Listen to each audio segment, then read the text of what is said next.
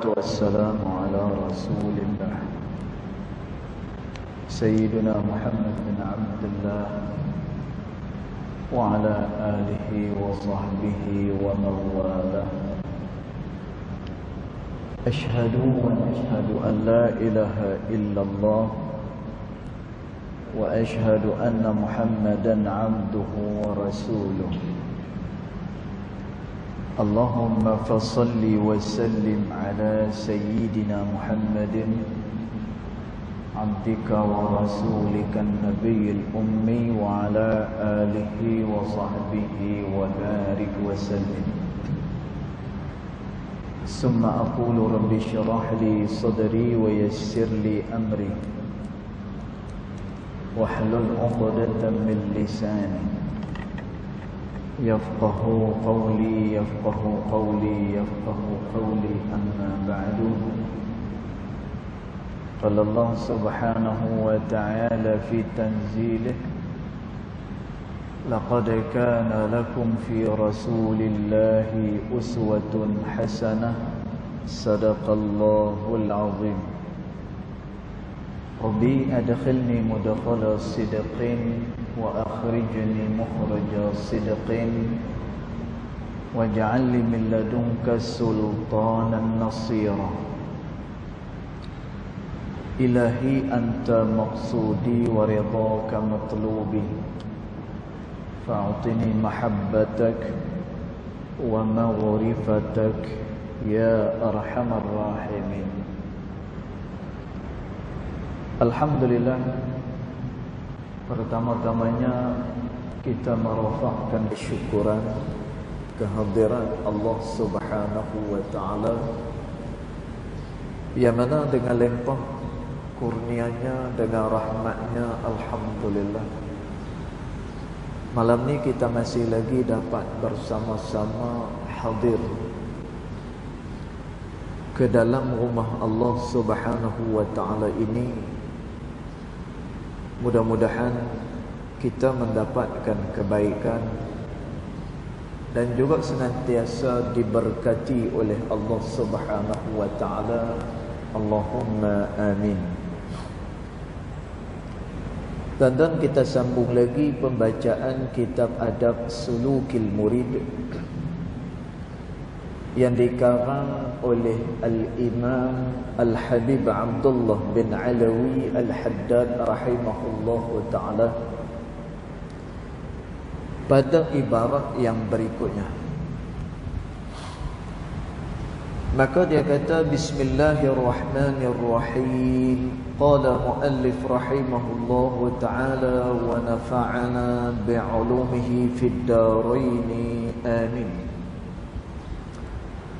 Faslun, dia kata, maka ini merupakan satu fasal, dia kata, wa 'alal muridi, dan hendaklah ke atas murid. Tuan-tuan, murid ni kita dah terang sebelum ni secara panjang lebar.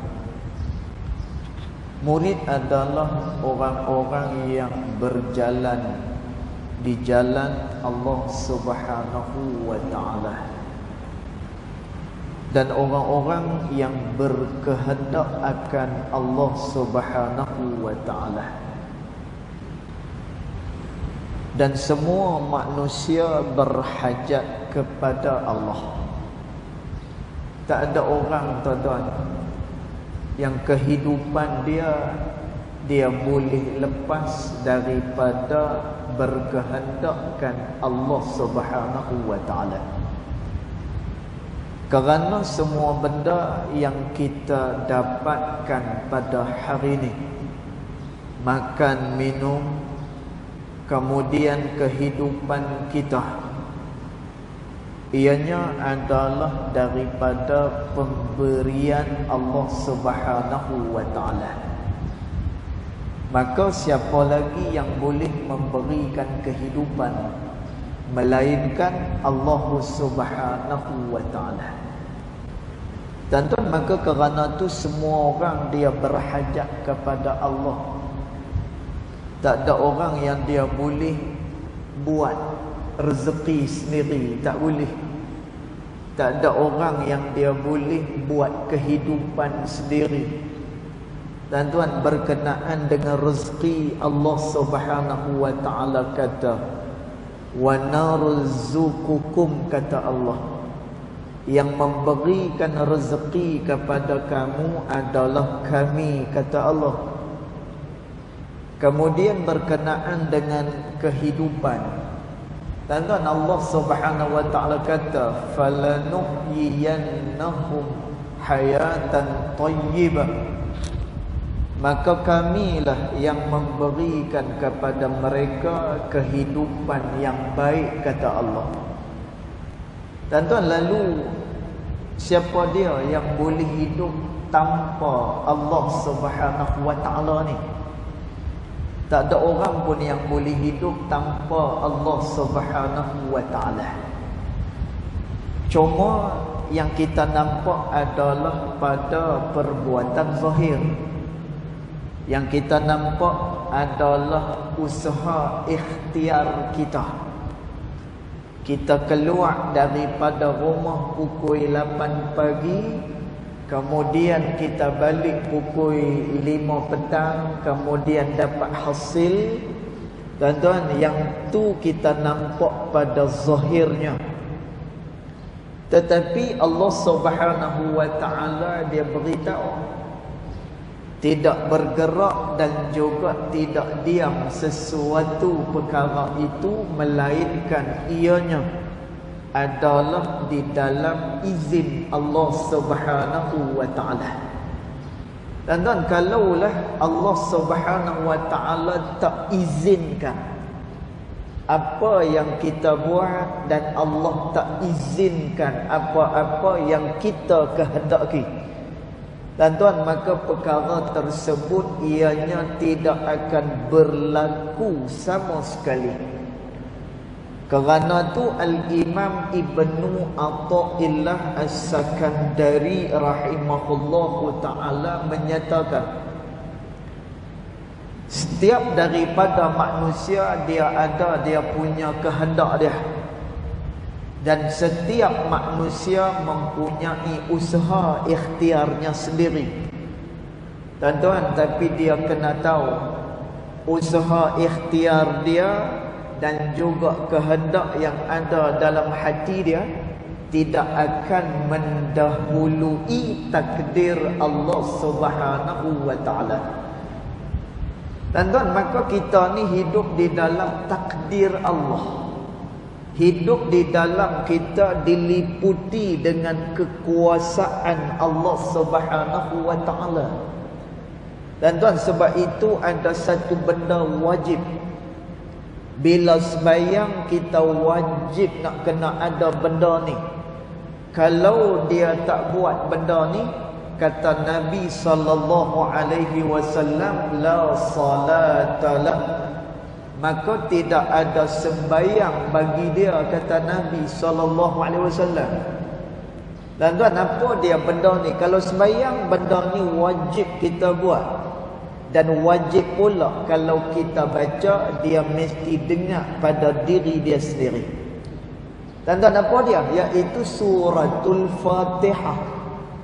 Tuan-tuan, suratul Fatihah selepas daripada Bismillahirrahmanirrahim, pada ayat yang kedua, Allah Subhanahu wa ta'ala sebut Alhamdulillahi Rabbil Alamin.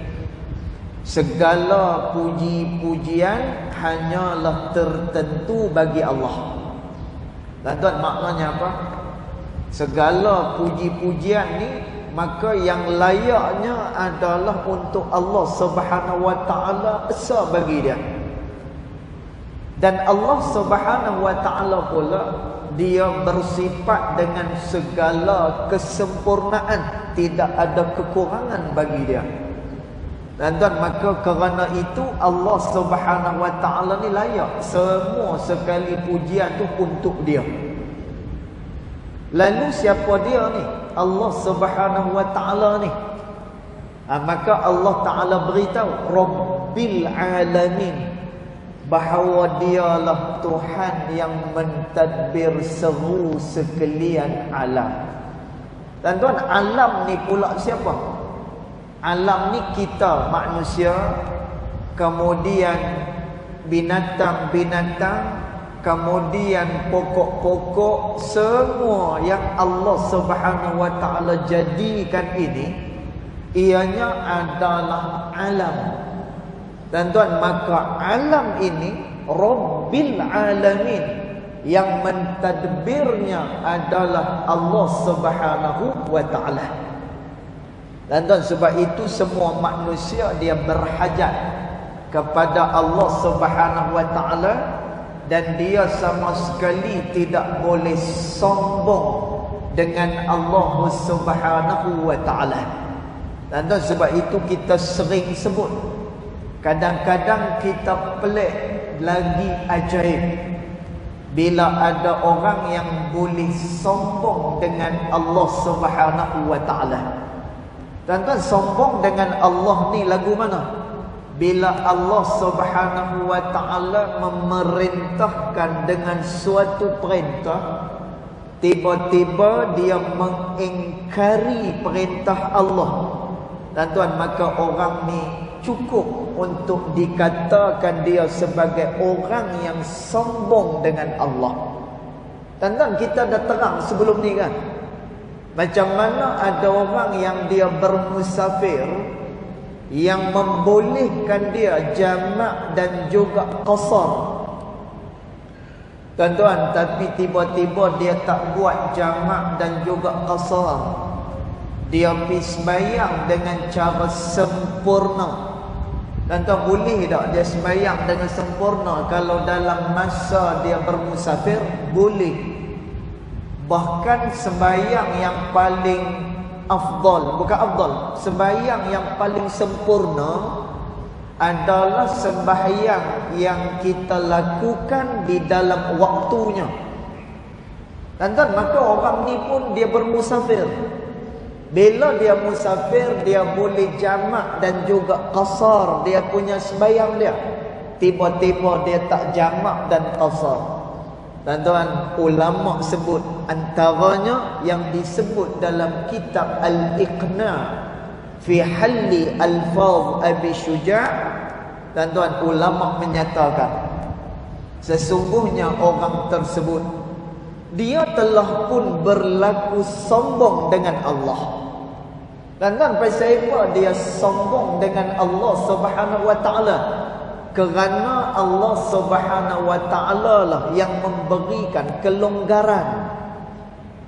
Tuan-tuan, sembahyang jamak qasar ni, ulama fiqh menyatakan, sebahagiannya menyatakan ianya adalah hadiah daripada Allah Subhanahu wa taala. Tuan-tuan, bila mana dia adalah hadiah daripada Allah Subhanahu wa taala, tiba-tiba ada orang yang tak ambil hadiah yang diberikan oleh Allah. Tuan-tuan, maka boleh dikatakan dia ni adalah orang yang sombong dengan Allah Subhanahu wa taala. Tuan-tuan, kalau dah kelonggaran yang macam tu pun kita tak ambil, dikira sombong. Ini kan pula dengan perintah yang Allah Subhanahu wa taala telah perintahkan kepada manusia supaya melakukannya, tiba-tiba manusia tinggal. Tuan-tuan, maka dia lebih-lebih lagi lah dia berlaku sombong dengan Allah Subhanahu wa taala. Maka semua manusia berhajat kepada Allah Subhanahu wa taala. Maka dia kata, wa 'alal muridi, dan hendaklah ke atas setiap murid itu, ayyajtahida, hendaklah dia bersungguh-sungguh. Tuan-tuan, bersungguh-sungguh pada apa ni? Fi hifzi qalbihi, di dalam menjaga akan hatinya. Tuan-tuan, sebelum ni kita dah terang, siapa-siapa yang dalam hati dia menumpuk dosa kepada Allah, Ianya seumpama satu orang yang dia makan racun, lalu dia mati kerana racun tersebut. Dan tuan, maka demikianlah bagi orang yang menumpuk di dalam hati dia segala noda dosa kepada Allah Subhanahu wa taala. Dan tuan, kata Nabi sallallahu alaihi wasallam, man aznaba zambin, kata Rasulullah, siapa-siapa yang melakukan satu dosa kepada Allah Subhanahu wa taala, sayudau nuqtatas sauda ala qalbih, Allah akan meletakkan satu titik hitam di dalam hatinya. Dan tuan, maknanya orang yang buat dosa ni, hati dia dititikkan di dalam tu dengan satu titik yang berwarna hitam. Dan tuan, Al-Imam Ibnu Katsir rahimahullahu ta'ala menyatakan, orang-orang yang tak dapat menerima akan hidayat daripada Allah itu seumpama orang-orang munafik. Tuan-tuan, orang munafik ni mereka tak mau dengan hidayat Allah. Walaupun mereka tahu kebenaran Nabi Muhammad sallallahu alaihi wasallam, walaupun mereka tahu yang dibawa oleh Nabi ni betul, tuan-tuan, tapi mereka tak mau kepada hidayat Allah Subhanahu wa taala. Tuan-tuan, pasal apa mereka tak mau kepada hidayat? Kenapa mereka tidak terdorong mengikuti petunjuk Allah? Tuan-tuan, cuba muhasabah tengok ada tak sifat ni dalam diri kita. Tuan-tuan, kadang-kadang kita berat melakukan apa ni kebaikan. Tuan-tuan, ni kita bukan nak samakan. Kita ni tak sama dengan orang munafik kerana kita adalah orang yang beriman kepada Allah Subhanahu wa taala. Tuan-tuan, tapi mirip-mirip itu nampaknya macam ada bila mana kita payah nak melakukan kebaikan. Tuan-tuan, orang munafik dia tak suka kepada kebaikan yang diperintahkan oleh Allah Subhanahu wa taala. Tuan-tuan, orang munafik tahu kebenaran Nabi sallallahu alaihi wasallam, mereka tak mau ikut. Tuan-tuan, pasal apa? Kerana kata Imam Ibnu Katsir, di dalam hati mereka itu menumpuk dengan begitu banyak dosa, sehinggalah dosa itu menyelaputi hati. Tuan-tuan, bila mana hati telah pun diselaputi dengan dosa, tuan-tuan, yang ada hanyalah perkara-perkara yang tidak baik di dalam hati tersebut. Tuan-tuan, dia tak boleh dimasuki dengan hidayat daripada Allah Subhanahu wa taala. Sebab itu Al-Imam Al-Haddad rahimahullahu ta'ala, dia pesan kepada penuntut ilmu. Tuan-tuan, kata Imam Al-Haddad, siapa-siapa yang nak dimasuki ilmu di dalam hatinya, maka hendaklah terlebih dahulu ia membersihkan bekasnya. Tuan-tuan, cuba kita bayang tengok, kita nak ambil makanan dekat rumah orang, ialah orang tu suruh kita bawa bekas. Pasal dia nak letak makanan yang dia masak. Tuan-tuan, tapi bekas makanan kita ni berlumui. Tuan-tuan, bekas makanan kita ni kotor. Tuan-tuan, orang yang nak bagi kita makan ni, dia masak special, dia masak istimewa. Dia masak sup tulang, dia masak nasi nasi biryani, dia masak nasi tu nasi ni. Tuan-tuan, merupakan menu-menu yang sangat istimewa. Tuan-tuan, tapi apa faedahnya? Tuan-tuan, tapi apa manfaatnya? Kalau yang nak dibubuh dalam bekas ni, bekas tu tadi berlumut dengan apa ni, kekotoran yang belum lagi dicucikan dia. Tuan-tuan, maka letak dalam tu sup tu lah. Tuan-tuan, agak-agak lah gamak ke kita nak makan tu. Tuan-tuan, agak-agak makanan yang tadi ni istimewa ni, agak-agak dia tak tercemar ke dengan bekas kita yang kotor ni. Tuan-tuan, makanan yang hebat pun akan jadi makanan yang kotor yang tidak boleh dimakan. Maka kerana tu kata Imam Al-Haddad, siapa yang nakkan ilmu petunjuk daripada Allah Subhanahu wa taala, maka hendaklah terlebih dahulu dia membersihkan bekasnya. Tuan-tuan, bekas ni apa dia? Bekas tersebut adalah hati yang dibekalkan oleh Allah Subhanahu wa taala. Tuan-tuan, hati ni penting, dia punya peranan dia. Bahkan manusia ni baik buruk kehidupan dia bertitik tolak adalah daripada hati. Tuan-tuan, hari ni kita membesarkan anak kita dengan penuh kasih sayang ni. Tuan-tuan, KFC tidak menjamin budak tu esok besar jadi soleh, tak menjamin. Tuan-tuan, tapi kita belikan dia KFC, kita belikan dia makanan yang macam tu, dia suka, dia berterima kasih dengan kita. Tuan-tuan, tapi benda tu tak menjamin dia untuk jadi orang soleh pada waktu besar esok ni. Tuan-tuan, kita belikan anak kita motor, kita belikan anak kita kereta. Pasal apa? Kerana sayangkan dia. Mudah-mudahan motor kereta ni menjadikan dia lebih bersemangat untuk dia belajar, dan mudah-mudahan satu hari besok dia akan jadi orang yang berguna. Tuan-tuan, motor kereta tu dia tak menjamin budak ni esok jadi soleh. Tuan-tuan, jadi apa dia yang menjamin orang ni jadi soleh ni? Kata Nabi sallallahu alaihi wasallam, inna fil jasadil mudghah, kata Nabi, di dalam tubuh badan manusia itu terdapatnya mudghah, ada seketui daging, kata Nabi sallallahu alaihi wasallam. Tuan-tuan, biar kita faham apa yang nak disampaikan oleh Nabi sallallahu alaihi wasallam ini.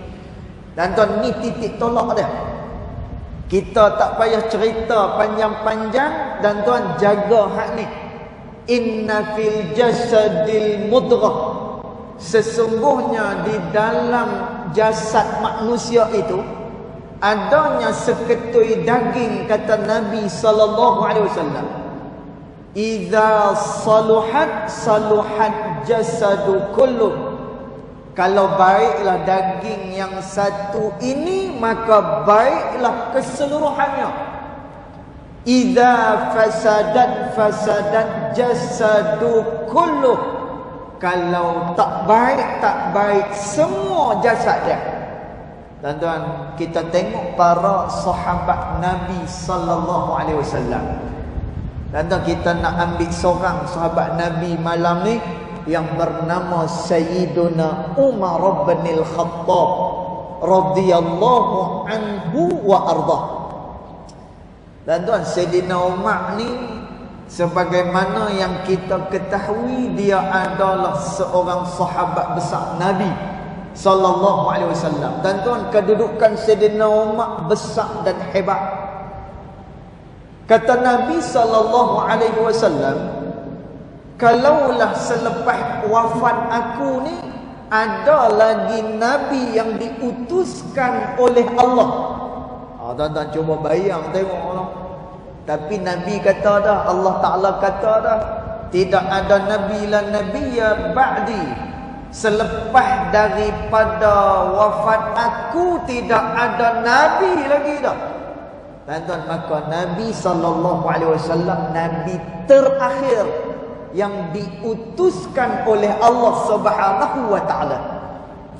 Tuan-tuan, maka Nabi kata, kalau ada lah lagi Nabi selepas wafat aku ni. Tuan-tuan, Nabi kalau dia sebut, dia tak sebut merapu macam kita. Kita kalau sembang yang betul-betul ya.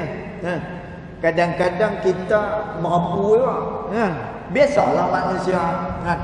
Kadang-kadang kita nak juga happy-happy. Kadang-kadang tapi kalau boleh tuan-tuan, merapu tu jangan lebih sangat. Kemudian elakkan daripada merapu yang membawa kepada pembohongan. Itu jangan diamalkan. Tuan-tuan, pasal apa? Nanti dia akan membawa kepada dosa hak lain yang lebih besar lagi. Baik, tuan-tuan. Jadi Sayyidina Umar ni, kata Nabi SAW, kalau ada lagi Nabi selepas daripada wafat aku ni, maka yang berhak menjadi Nabi, layak jadi Nabi adalah Umar, kata Rasulullah SAW. Dan tuan, dalam hadis kata Nabi SAW, Sayyidina Umar ni, kalaulah dia berjalan pada satu jalan dan kebetulan jalan tersebut dilalui oleh syaitan, tuan-tuan, syaitan dia akan cari jalan lain kerana tak mau bertembung dengan Sayyidina Umar radhiyallahu anhu wa arda. Tuan-tuan, ni kehebatan Sayyidina Umar. Tuan-tuan, tapi siapa Sayyidina Umar sebelum daripada dia Islam ni? Siapa dia? Tuan-tuan, Sayyidina Umar sebelum dia jadi istimewa macam tu, dia adalah seorang pemabuk. Tuan-tuan, Sayyidina Umar ni dia adalah orang yang mula-mulanya memusuhi Islam dan memusuhi Nabi Muhammad sallallahu alaihi wasallam. Tuan-tuan, pernah dibuat satu perbincangan. Masa tu Sayyidina Umar dia tak Islam lagi.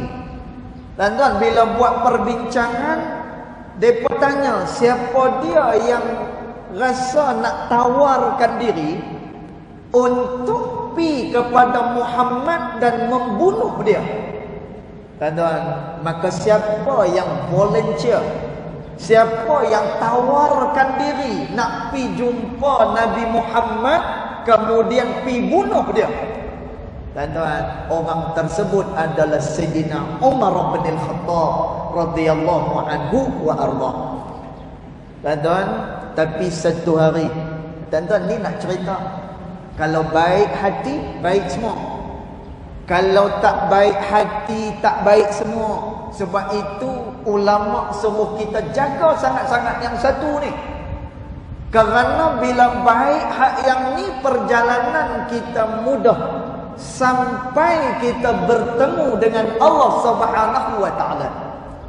Tuan-tuan, maka Sayyidina Umar satu hari dia balik dalam keadaan dia ni mabuk. Dia balik gelong mabuk macam tu. Tuan-tuan, tiba-tiba di rumah dia terdengar bacaan ayat-ayat suci Al-Quranul Karim yang dibacakan oleh adik perempuan dia. Tuan-tuan, adik perempuan dia baca Al-Quran. Masya Allah, tuan-tuan.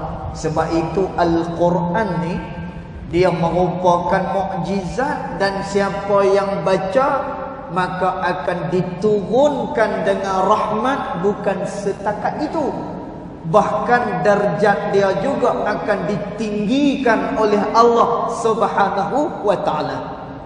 Tuan-tuan, maka Sayyidina Umar dengar, dia duduk dengar apa ni adik dia baca Quran, dia berasa syok.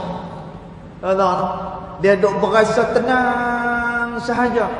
Tuan-tuan, maka Sayyidina Umar pun ketuk pintu rumah, maka depa pun berhenti daripada membaca Al-Quranul Karim. Tuan-tuan, lalu Sayyidina Umar tanya, tadi tu yang kamu baca tu apa dia? Aku nak tengok apa hak yang kamu baca. Tuan-tuan, adik kepada Sayyidina Umar, adik perempuan dia, wahai Umar, kamu tak boleh pegang benda ni, kerana benda ni hanyalah untuk orang-orang yang bersuci, untuk orang-orang yang beriman kepada Allah dan Rasulnya sahaja. Tuan-tuan, Sayyidina Umar kata tak apalah, kalau tak boleh pegang pun baca. Tuan-tuan, mereka tak mau nak baca, tapi hati tu tadi dah jatuh cinta lah. Tuan-tuan, akhirnya Sayyidina Umar ni dia dia menghala ke rumah Al-Arqam bin Abi Al-Arqam. Tuan-tuan, dulu ni rumah Al-Arqam bin Abi Al-Arqam, dia merupakan pusat yang pertama dakwah baginda Nabi Muhammad sallallahu alaihi wasallam secara rahsia. Tuan-tuan, maka Sayyidina Umar dia pi ke situ. Kenapa? Nak jumpa dengan Nabi Muhammad sallallahu alaihi wasallam. Tuan-tuan, dalam keadaan mabuk macam tu, dia pun bawa pedang dia. Tuan-tuan, Sayyidina Umar ni masya-Allah, kalaulah dia berjumpa dengan orang boleh jadi gerun dengan dia. Jangan kata macam tu. Bahkan ada satu orang yang pernah bawa arak kerana terlampau takut dengan Sayyidina Umar. Tuan-tuan, arak tu bertukar menjadi cuka. Tuan-tuan, nak ceritanya Masya Allah, macam tu sekali kedudukan Sayyidina Umar di sisi Allah Subhanahu wa ta'ala. Tuan-tuan, Sayyidina Umar pergi ke rumah Al-Arqam bin Abi Al-Arqam. Tuan-tuan, bila mana sahabat-sahabat lain yang dah beriman ni, tapi secara rahsia, tuan-tuan, mereka nampak Sayyidina Umar menghala ke rumah Al-Arqam bin Abi Al-Arqam. Tuan-tuan, semua pakat lari semua. Tuan-tuan, ada yang lari ikut pintu belakang, ada hak lari ikut tingkap pun ada. Semua lari. Melainkan siapa? Kita tahu dan sedia maklum, yang tak lari itu adalah Nabi sallallahu alaihi wasallam. Nabi dia tak lari. Tuan-tuan, Sayyidina Umar masuk. Bila Sayyidina Umar masuk, tuan-tuan, Nabi pun pegang dia punya leher dia. Nabi angkat Sayyidina Umar. Tuan-tuan, Nabi sallallahu alaihi wasallam ni, sebahagian daripada ulama kata, kekuatan yang ada pada Rasulullah sallallahu alaihi wasallam menyamai dengan 10 orang lelaki gagah perkasa daripada kalangan orang Arab. Tuan-tuan, tengok orang Arab ni macam mana dia punya kasar dia, kemudian dengan kuatnya dia ni. Tuan-tuan, Nabi 10 kali lebih kuat daripada tu. Ni kekuatan Nabi Muhammad sallallahu alaihi wasallam. Tuan-tuan, Nabi angkat Sayyidina Umar, Nabi hadungkan dia dekat dinding. Tuan-tuan, Nabi kata, wahai Umar, kerja kamu ni tak habis-habis hanya nak menakutkan orang yang beriman kepada Allah Subhanahu wa ta'ala. Tuan-tuan, rupa-rupanya Sayyidina Umar ni bukan dia nak kacau. Tuan-tuan, rupa-rupanya Sayyidina Umar bukan dia nak buat kacau, tapi kerana apa? Dia nak beriman kepada Nabi Muhammad sallallahu alaihi wasallam, kerana dah mendengar ayat-ayat suci Al-Quranul Karim. Tuan-tuan, asalnya adalah orang yang tak elok, tapi akhirnya bila mana dimasuki hati ni, dimasuki dengan hidayat Allah.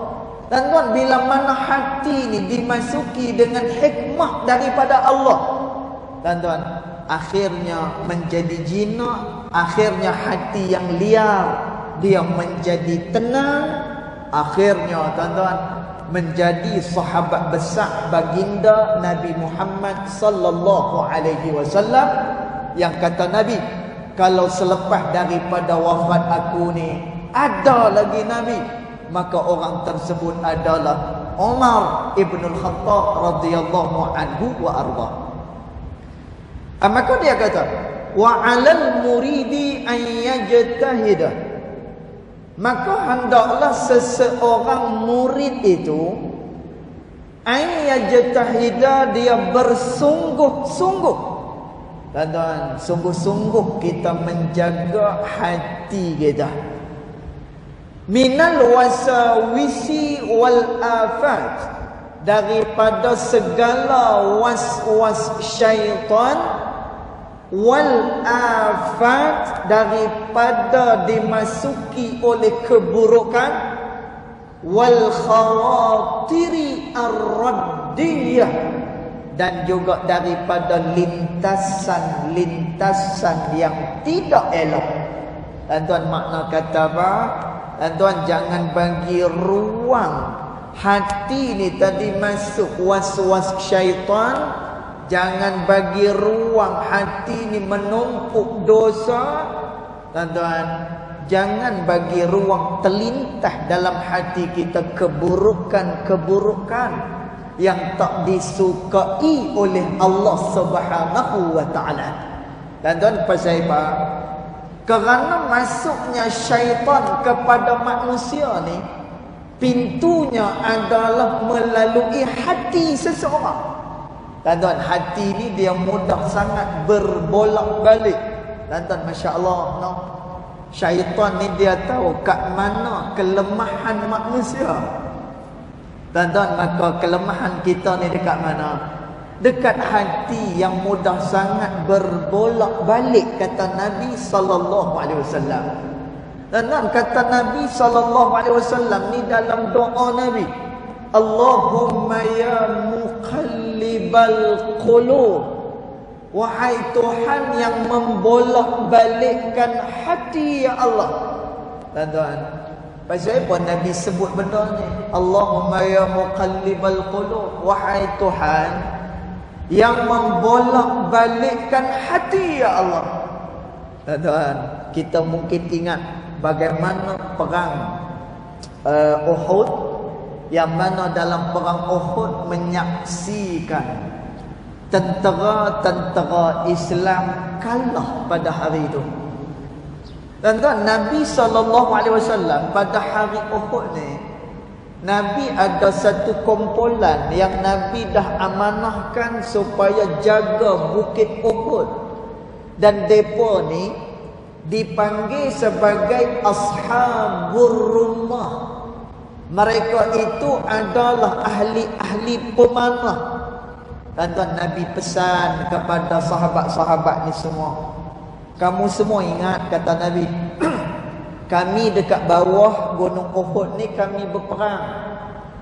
Kamu jaga bukit Uhud ni, jangan pi ke mana.